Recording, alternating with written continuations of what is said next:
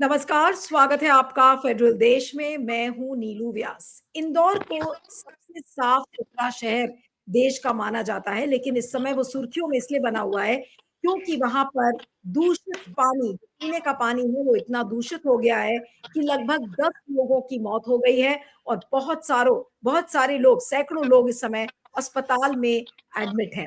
लेकिन आपने अभी हाल में देखा था, एक क्लिप वायरल हुई थी कैलाश विजयवर्गीय की, जो वरिष्ठ नेता हैं, बीजेपी की सेंट्रल लीडरशिप का हिस्सा रह चुके हैं, खुद मंत्री हैं मध्य प्रदेश सरकार में। और जब उनसे एनडीटीवी के रिपोर्टर अनुराग द्वारी ने सवाल किया, तो उन्होंने ये कहा कि क्या फोकट का सवाल कर रहे हो। और अनुराग द्वारी ने सवाल किया कि इतने सारे लोगों की मौत हो गई, आप क्या कर रहे हैं? तो उसके जवाब में उन्होंने ये कहा कैलाश विजयवर्गीय ने कि क्या फोकट का सवाल है। और अनुराग द्वारी ने इस बार ये कहा कि मैं वहां पर जाकर आया हूं। तो उन्होंने कहा कि आप भुट्टा जाकर आए हो। और इस तरीके की भाषा का, अभद्र भाषा जो होती है, उसका इस्तेमाल करके वो चीजों को जस्टिफाई करने की कोशिश कर रहे थे।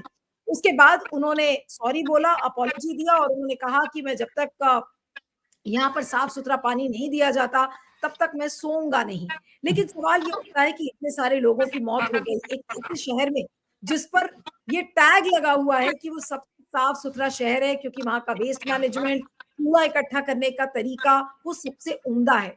लेकिन ऐसे शहर के अथॉरिटीज़ को ये क्यों नहीं पता लग पाया कि वहाँ पर पीने का पानी इतना दूषित था? आज इसके लिए कौन ज़िम्मेदार है? आज हमारे साथ 2 खास मेहमान हैं, उनसे मैं आपका परिचय करवाती हूँ। हमारे साथ केदार सिरोही हैं, जो कि बहुत बड़े से सोशल एक्टिविस्ट हैं। आपका स्वागत है। डॉक्टर हरजीत भट्टी, जो कि खुद डॉक्टर भी हैं, लेकिन साथ में एक सोशल एक्टिविस्ट भी हैं और एक्टिविज़्म का काम भी करते हैं और सारे इश्यूज़ को उठाते रहते हैं पुरजोर तरीके से। डॉक्टर भट्टी, आपका भी स्वागत है। मैं केदार जी से शुरू करूँगी कि केदार जी, ये सबसे साफ-सुथरे शहर में आखिर ऐसा क्या हो गया? क्या स्वच्छ भारत मिशन जो मोदी सरकार का था, वो इंदौर में फेल हो गया? जी। जी, 2-3 बातें इस चीज़ों में करने की है। पहला तो मैं कैलाश जी के ऊपर बताना चाहता हूँ कि उन्होंने कहा कि मैं थका हुआ था, 2 दिन से सोया नहीं था। चुनाव के दौरान यही लोग 1-1 महीना तक नहीं सोते हैं, गली-गली घूमते हैं, बहुत ज़्यादा हार्ड वर्क करते हैं। उस समय तो इस तरह का स्टेटमेंट नहीं देते, इस तरीके के मीडिया से लड़ते तो नहीं है, जनता से भी नहीं लड़ते हैं। तो अभी अभी ऐसा क्या हुआ कि उनको अनुराग जी से लड़ना पड़ा। इसके पीछे एक ही कारण आता है कि जो इंदौर मॉडल है, उस मॉडल का जो चेहरा है वो बेनकाब हो गया। ये लोग अभी जो है कॉस्मेटिक तरीके से इंदौर को दिखा रहे हैं, जबकि इंदौर मध्य प्रदेश का कैपिटल है, इकोनॉमिक मतलब बिजनेस कैपिटल कहना चाहिए, बिजनेस हब है और ये हमारे डेवलपमेंट का एक बड़ा चेहरा इंदौर है। अब यहाँ पर इन्होंने क्या किया कि एक मरीज आदमी को, एक बीमार आदमी को अच्छे कपड़े पहना दो, अच्छा मेकअप कर दो और उसका फोटो सेशन करा के पब्लिश करो, तो वो तो फोटो में तो बहुत अच्छा दिखेगा और उस आधार पे ये दिखाओ कि हमारे पास बहुत अच्छे लोग हैं, पर उसका हेल्थ जो है वो सिस्टम है वो तो खराब है। इसी तरीके का इंदौर में ये हो रहा है कि इंदौर में साफ सफाई ठीक है, दिख रही है, उसकी तारीफ भी हम लोग करते हैं। कई चीजें दूसरी जो हो रही है डेवलपमेंट को लेके वो भी ठीक है, पर जो मूलभूत चीजें हैं उन चीजों पर कोई रिस्पॉन्सिबिलिटी लेना नहीं चाहता है, कोई इस पर बात नहीं कर रहा है। आज उमा भारती जी ने बड़ा बयान दिया है कि जब आपके पास में 20,000 करोड़ करीब राज्य सरकार की तरफ से फंड है इन्हीं चीजों के लिए, प्रदेश का लिए 60-70 हजार करोड़ का जल जीवन मिशन से आपको फंड मिला हुआ है मध्य प्रदेश में। आवाज कट कर आ रही है जी, हाँ, आपकी आवाज बहुत कट कट के आ रही है। आप अगर नहीं, अगर आपने अपना वो ब्लूटूथ हो, अगर उसको निकाल के बात करने की कोशिश करें, क्योंकि हाँ ठीक है, आवाज में डिस्टरबेंस आ रही है। मैं इसको ब्लूटूथ को मैं निकाल देता हूँ। हाँ, हाँ, कोई बात नहीं, आप डिस्कनेक्ट करके फिर से जुड़ सकते हैं। मैं जब तक डॉक्टर भट्टी से बात कर रही हूँ, जी, आप फिर से जुड़ जाएँ, कोई दिक्कत नहीं है। हाँ, मैं डॉक्टर भट्टी के पास आती हूँ कि डॉक्टर भट्टी, आज सबसे साफ-सुथरे शहर के का जो स्वच्छ भारत मिशन था, क्या ओके।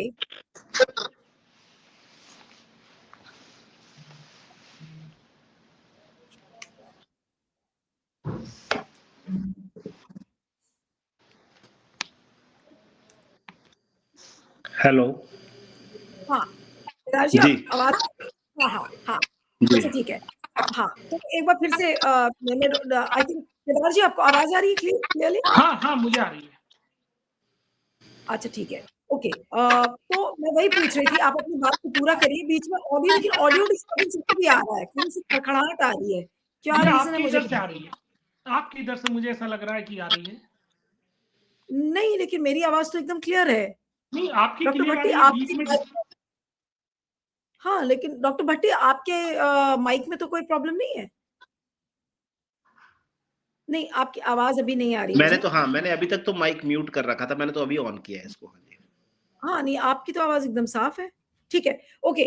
तो मैं डॉक्टर भट्टी से शुरू करती हूँ, फिर केदार साहब के पास आती हूँ। जी। डॉक्टर भट्टी, मेरा वही सवाल है कि सबसे साफ-सुथरे शहर इंदौर के स्वच्छ भारत को क्या हो गया? क्या स्वच्छ भारत फेल हो गया या आज जो इतनी मौतें हुई हैं, उसकी ज़िम्मेदारी आज कौन लेगा? जी, डॉक्टर भट्टी।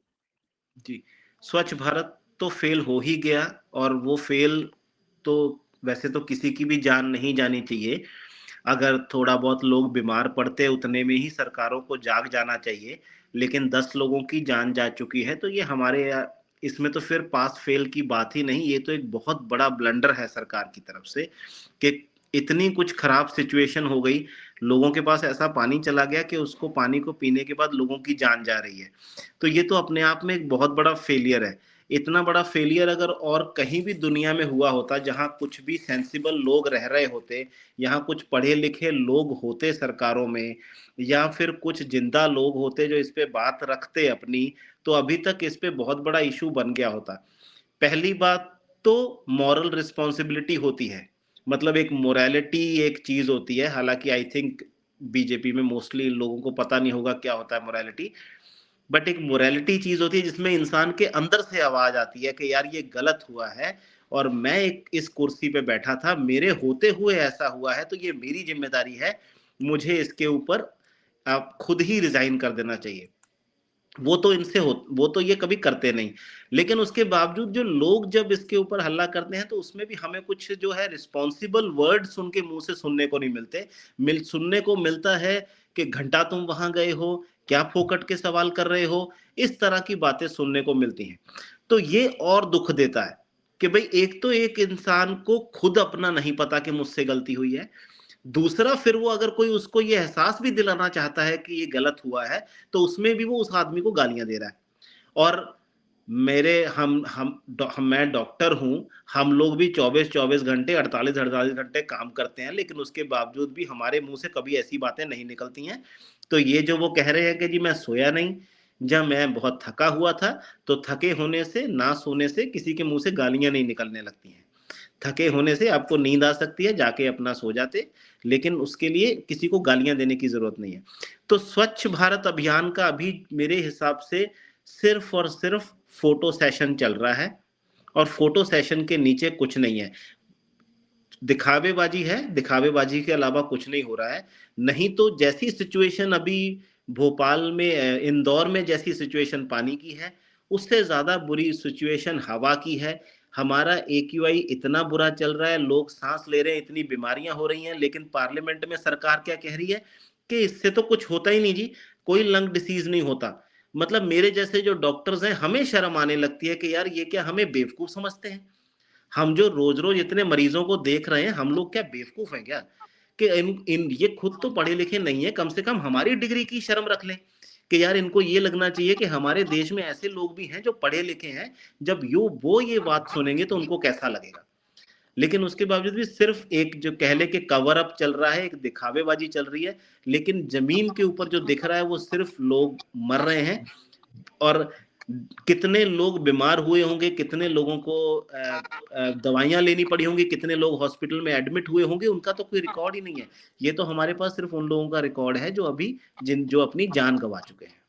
बिल्कुल। जी। केदार साहब, मैं अब आपके पास आऊँगी। ये बताया जा रहा है और आधिकारिक तरीके से ये बोला जा रहा है कि वो जो एरिया था भागीरथपुरा का, वहाँ पर एक टॉयलेट बना हुआ था और उसकी कोई ड्रिंकिंग वाटर पाइपलाइन थी जो कि लीक कर गई।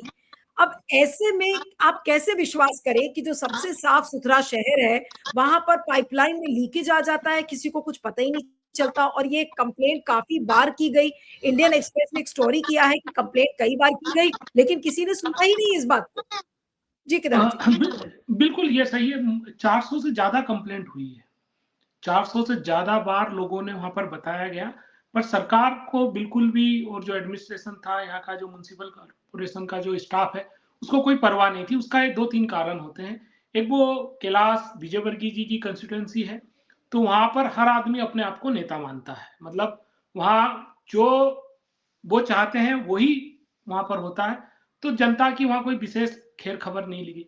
ये जब लीकेज हो गया, जब लोगों की जान चली गई, तब जाके ये लोग एक्शन में आए, और उसके बाद में इन सब चीजों पे बातें करने लगे।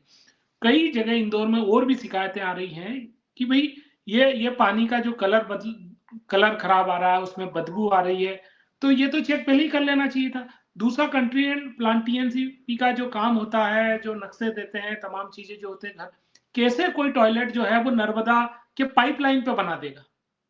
ये किसी ने तो नक्शा चेक किया होगा। फिर आप इतना फीस लेते हैं भारी भरकम, आपके इंस्पेक्टर्स होते हैं, वो आते हैं जाते हैं, तो क्या वो रिश्वत पर काम कर रहे हैं? इससे तो स्पष्ट ये हो रहा है कि जो भी कंस्ट्रक्शन इंदौर में हो रहा है वो बड़ी रिश्वत की दम पर हो रहा है। कोई नियम कानून कायदे नहीं चल रहे, इसलिए वहां पर टॉयलेट बन गया, और उसी का परिणाम है कि पूरा उसमें चला गया। अब आप सोचिए, ये एक केस नहीं होगा, एक टॉयलेट से इतना पानी प्रदूषित हो ये नहीं है, उसमें कई जगह बड़े लीकेजेस हैं, नदियों में, नालों में, कई जगह से उसमें पानी में मिलावट आ रही है, वो चीज आ रही है। मैंने अभी थोड़ी देर पहले ही कहा था कि भाई अब हमारे को यहाँ टेस्ट नहीं चाहिए, लैब का टेस्ट नहीं चाहिए कि पानी ओके या नहीं है। कैलाश जी के पोते पानी पिए, महापौर का बेटा पानी पिए, कलेक्टर का बेटा पानी पिए, वही पानी तो पब्लिक पिएगी। आप जितने भी लोग सरकार से तनख्वाह ले रहे हैं, 1 रुपए का भी मानदेय ले रहे हैं, वो सारे लोग यहाँ पर रिस्पॉन्सिबल है। आप इतना पैसा होने के बावजूद, इतना फंड होने के बावजूद, इतना बड़ा मशीनरी होने के बावजूद, अगर ये बेसिक चीज नहीं दे पाए हम लोग, तो इससे बड़ा शर्म का बात क्या होगा? सरकार क्यों बनाई जाती है? लोग क्यों चुनते हैं?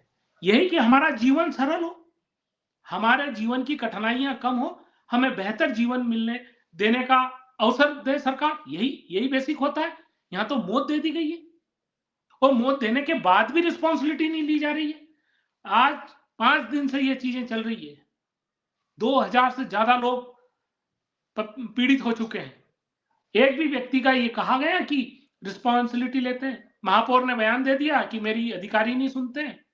अरे जब मर गए तब आप ये कह रहे हो कि आपकी अधिकारी नहीं सुन रहे, और अधिकारी नहीं सुन रहे तो उस कुर्सी पे क्यों बैठे हो? छोड़ दो ना। आप वहां पर रिस्पॉन्सिबिलिटी के लिए गए थे ना, लोगों ने चुन के भेजा था कि हमारा प्रतिनिधित्व होगा। यही बात तो आज उमा जी ने कही है कि आपको बिस्लेरी का पानी मिल रहा है, आप बिस्लेरी का पानी पी के और ये बैठक कर रहे हो, और ये इतना सा बात कह रहे हो कि मेरी अधिकारी ने नहीं सुनी। मान लीजिए अधिकारियों का ट्रांसफर हो गया, क्या होगा उससे? इससे अकाउंटेबिलिटी आएगी? नहीं आएगी। जब तक डेमोक्रेटिक अकाउंटेबिलिटी तय नहीं होती है, जितने भी वहां से, अब वहां तो इंजन ही गिनते थक जाओ, पार्षद भी, महापौर भी, विधायक भी, सांसद भी, राज्य की सरकार भी, केंद्र की भी सरकार, और अभी तो मैं सुनता भी रहता हूं कि हम तो विश्व में भी दखल अंदाजी करते हैं, मतलब वहां भी हमारा मजबूत प्रतिनिधित्व है, हमारे लोगों से विश्व डरता है। अब इस सिस्टम में इतनी मजबूती होने के बाद में आप पानी नहीं दे पा रहे हो, तो बेसिक चीज में, अस्पताल में, आपने पिछले 2 महीने पहले इंदौर में अस्पताल में क्या हुआ, यहाँ खाने के बाद उसमें क्या हुआ, 1 साल 1.5 साल पहले बावड़ी जो भगवान मंदिर की थी उसमें गिरने से उसके बाद कोई अकाउंटेबिलिटी नहीं। कोई एक डैम का भी मसला आया था, वहां पर भी कोई अकाउंटेबिलिटी नहीं। पुलिस की कोई अकाउंटेबिलिटी नहीं ले रहा, स्कूलों की कोई अकाउंटेबिलिटी नहीं ले रहा। अगर आप जो जनता की मूलभूत चीजें हैं, शिक्षा, स्वास्थ्य, सड़क, पानी, बिजली, इन पर ही अगर आप अकाउंटेबिलिटी नहीं लेंगे तो फिर मतलब क्या है? फिर चुनाव का मतलब क्या, प्रतिनिधित्व का मतलब क्या? फिर आप ये जो कहते हो कि हम संवेदनशील सरकार है, वो तो कहीं से कहीं तक बात नहीं आती। मुद्दा अगर एक हिंदू मुस्लिम का हो जाता, अगर किसी वर्ग से लड़ाई में एक व्यक्ति मर जाता, तो अभी तक पूरे मध्य प्रदेश में हाहाकार कर दिया होता भारतीय जनता पार्टी ने। 15 लोग चले गए, एक तो 6 महीने का नवजात बच्चा भी है, वो ये कैसे जस्टिफाई करेंगे? और कैसे ये लोग बेशर्मी के तहत आके मीडिया के सामने बोल रहे हैं कि हम हमारी ड्यूटी निभा रहे। ये ड्यूटी थी, ये ड्यूटी उस दिन मानी जाती। मतलब केदार जी जो ये पूरा जो स्वच्छता अभियान जो चलाया गया इंदौर के लिए कि भाई सबसे साफ सुथरा शहर है, अब तो इस इंसिडेंट के बाद ऐसा लगता है कि ये पूरा एक दिखावा था और एक दिखावटी नाटक जिसको कहते हैं, बिल्कुल वो लग रहा है। एग्जैक्ट जी केदार जी, यही दिख रहा है। जैसे नायक फिल्म आई थी, तो फिल्म में तो अनिल कपूर बिल्कुल सुपर सीएम दिखे थे। क्या वो कि वही चीज वो जमीन पर कर सकते थे? नहीं। यही चीज यही हो इंदौर में भी यही हो रहा है कि नायक फिल्म की तरह इंदौर की स्वच्छता को दिखाया जा रहा है, बताया जा रहा है, पर वास्तविकता में नहीं। जो आपकी मूलभूत चीजें हैं वो नहीं आप कर पा रहे हो, तो फिर ये स्वच्छता का लेने से क्या फायदा? उस परिवार से जाके पूछिए जिसका बच्चा खत्म हो चुका है, जिसके परिवार के लोग जा चुके हैं, उससे कहिए कि आपके रोड की सड़क हम 2 बार साफ कर देंगे और गंदा पानी पी लीजिए। क्या कैलाश विजयवर्गीय जी खुद पी सकते हैं वो पानी को? एक पैरामीटर नहीं है। स्वच्छ बनाने का मतलब ये नहीं है कि आपने रोड पे झाड़ू लगा दी।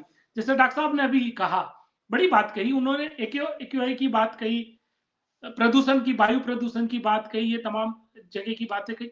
वो तमाम चीजें आपकी एक सही लाइफ देने के लिए जो जितने भी पैरामीटर्स हैं, वो सफाई का हो, पानी का हो, एम्प्लॉयमेंट का हो, एजुकेशन का हो, ट्रांसपोर्टेशन का हो, ये तमाम तरह का जब तक पूरा पोर्टफोलियो बराबर नहीं होगा, इसको नहीं कहा जाना चाहिए। सिर्फ झाड़ू लगाने से हम अपने आप ओवर कॉन्फिडेंस में हो जाएं और हम अपने आप को बड़ा दिखाने लग जाएं कि हमसे ज्यादा प्रबंधन करने वाला कोई नहीं है, हमें इनाम दिए जाए। उसका दुष्परिणाम यही निकला कि इंदौर में पानी के मामले में हम लोग नहीं संभल पाए, हॉस्पिटल में नहीं संभल पाए, और जो मूलभूत चीजें हैं, एजुकेशन की तो बातें आती रही है कि यहाँ एजुकेशन का तो पूरी तरीके से जीरो है। डॉक्टर भट्टी, लेकिन आपको क्या लगता है कि क्या ये इंसिडेंट ऐसे ही निकल जाएगा, किसी की कोई जिम्मेदारी, अकाउंटेबिलिटी नहीं ठहराई जाएगी? और ऐसे में अभी तो समझ में नहीं आ रहा है, ना मुख्यमंत्री की तरफ से कोई ऐसा बयान आया, सिवाय इसके कि एक बहुत शर्मिंदगी वाला जो क्लिप है कैलाश विजयवर्गीय का वो वायरल हुआ, और उसके बाद क्या कर रहे हैं ये पता नहीं है। लेकिन अभी कितने लोग एडमिट हैं, अभी और कितने लोगों की मौत हो सकती है, क्या उस एरिया के लीकेज को रोकने की भी कोशिश की जा रही है? मुझे समझ नहीं आ रहा है इसमें पूरे में अकाउंटेबिलिटी कैसे फिक्स होगी? जी जी, ये तो हमारे देश का हमेशा से दुर्भाग्य रहा है कि यहाँ हेल्थ केयर कभी प्रायोरिटी रहा ही नहीं है। इससे भी ज़्यादा बुरे तरीके, भी ज़्यादा बुरी हालत में लोगों के हैं, लेकिन उसके बावजूद भी किसी को कोई फर्क नहीं पड़ा। एक दिन बस एक न्यूज़ में खबर आती है, थोड़ा बहुत डिस्कशन होता है, अगले दिन से फिर लोग अपना नॉर्मल वही हिंदू मुस्लिम और जाति में बातें करते हैं, जो कि मेन प्राइम ट्रैक है हमारी इंडियन पॉलिटिक्स का, तो वो उसी पे ही रहते हैं।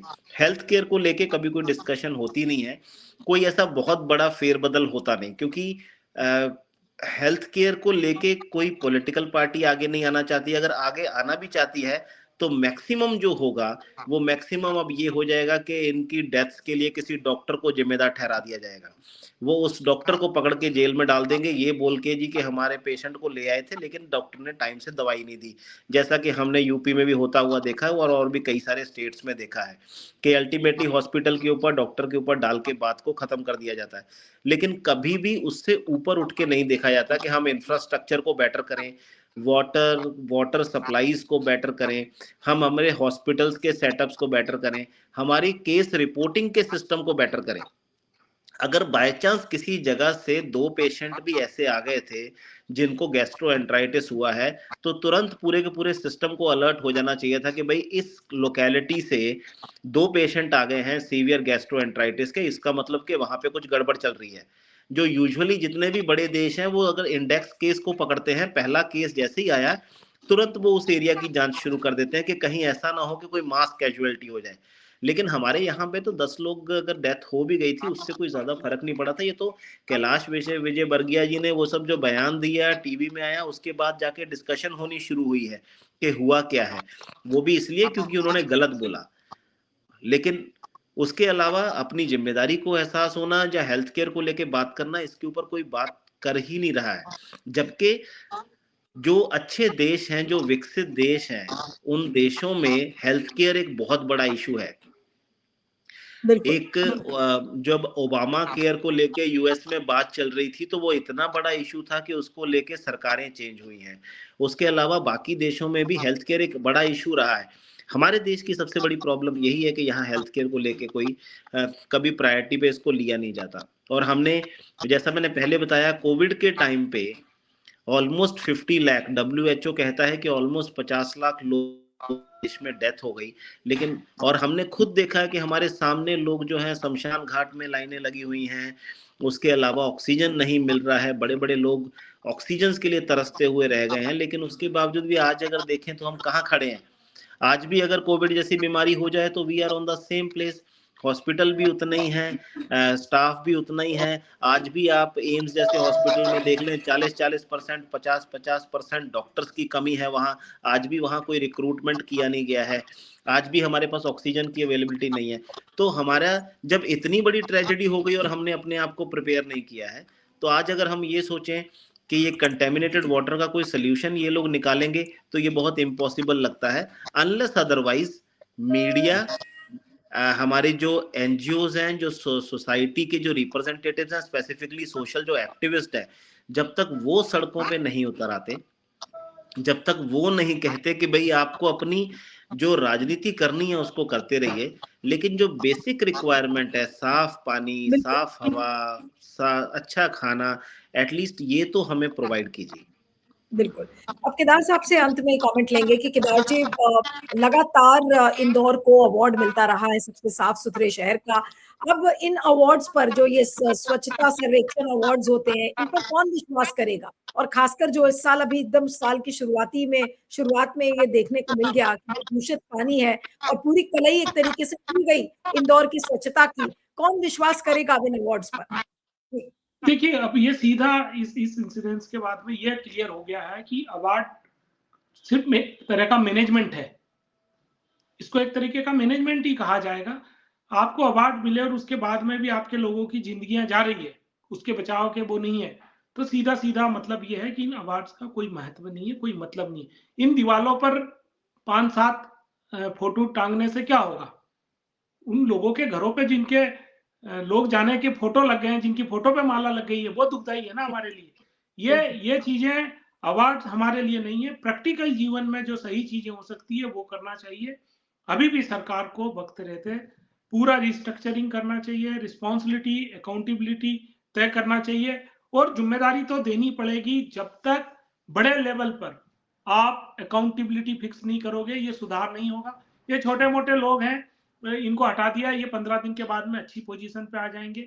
ये तो जब तक आपके वो मीडिया का मामला नहीं बनता, अनुराग द्वारी जी का नहीं बनता, तो मुझे लग रहा था कि ये पूरे देश और सारी जगह इसकी हकीकत नहीं जाती। इस वीडियो के बाद में तो लोगों को पता पड़ा कि इस लेवल पर इंदौर में घटना घटी है और ये आज चर्चा का विषय बना है। तो सरकार थोड़ी सी प्रेशर में है, फिर भी बेशरम है, अभी तक कोई अकाउंटेबिलिटी नहीं ली है। जबकि कैलाश जी को तो अब नैतिकता ले लेनी चाहिए। इस उम्र में बड़ी सिद्धांतिक बातें करते हैं, बड़ा अपने आप को नेता मानते हैं, तो बन जाइए, ले लीजिए रिस्पॉन्सिबिलिटी, छोड़ दीजिए पद, जिम्मेदारी लीजिए। आपकी खुद की कंस्टिट्यूएंसी का मामला है, आपके मंत्रालय की गलती के कारण हुआ है, तो ये जिम्मेदारी उनको लेनी पड़ेगी। और जो डॉक्टर साहब ने कहा वो बिल्कुल सही है कि एनजीओ, आम जनता को भी इनके खिलाफ आना पड़ेगा। और यहाँ तक कि मैं, जो राजनीतिक दल है जो मध्य प्रदेश में चुनाव लड़ते हैं, मैं उनसे भी कहूंगा कि ये मीडिया बाइट से बदलाव नहीं आएगा। सड़क पे कोई अभी तक दिखा आपको? बड़े बड़े क्रांतिकारी स्टेटमेंट देने से बदलाव नहीं आएगा। जमीन पे आना पड़ेगा, लड़ना पड़ेगा, लोगों के साथ कंधे से कंधा मिला के खड़ना पड़ेगा, तब जाकर ये सरकार अपनी रिस्पॉन्सिबिलिटी लेगी। नहीं तो ये घटना घटी है, 8 दिन में भूल जाएंगे, फिर घटना घटेगी, फिर ये चर्चा होगा, पर जनता का भला नहीं होगा। बिल्कुल, बिल्कुल। और बहुत दुर्भाग्यपूर्ण है जिस तरीके से इस पूरे संकट को डील किया जा रहा है बीजेपी सरकार द्वारा मध्य प्रदेश में, और ज़िम्मेदारी अभी तक फिलहाल किसी ने नहीं ली है। आप दोनों का बहुत-बहुत शुक्रिया, doctor Harjeet Singh Bhatti, Kedar Sirohi ji, thank you so much for joining.